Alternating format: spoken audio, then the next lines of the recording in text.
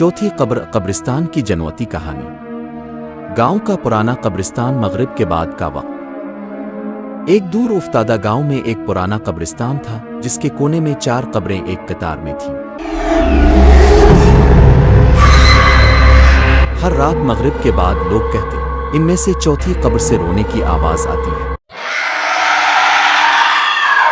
मगर कोई कभी देखने न गया। जनवती पहरा।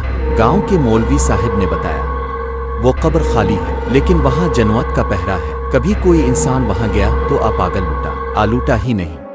फहद एक नौजवान जो गांव में पढ़ाई के बाद आया था, उन बातों पर यकीन नहीं करता था। इसने कहा, मैं खुद जाऊंगा इस कब्र तक और सबको सच दिखाऊंगा। मौलवी साहब ने सिर्फ एक जुमला कहा, बेटा, मगरिब के बाद कब्रों से सिर्फ मिट्टी नहीं, सांसें भी उठती है।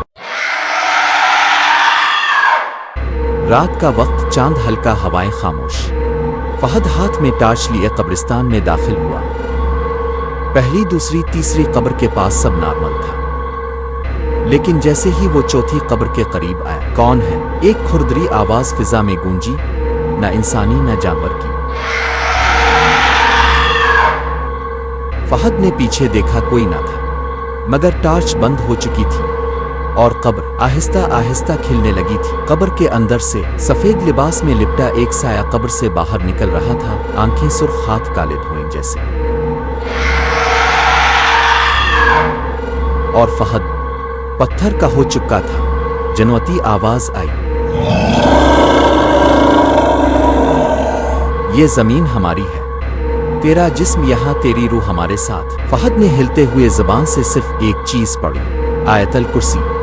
और जैसे ही वो तीसरी बार पढ़ने लगा, आसमान से बिजली चमकी और साए चीख मारते हुए कब्र में वापस चले गए। सुबह फहद बेहोश कब्र के पास पाया गया, बाल सफेद, चेहरे पर जनवती निशान और जुबान पर सिर्फ यही लफ्ज, वो कब्र खाली नहीं है, वहां कोई कैद है।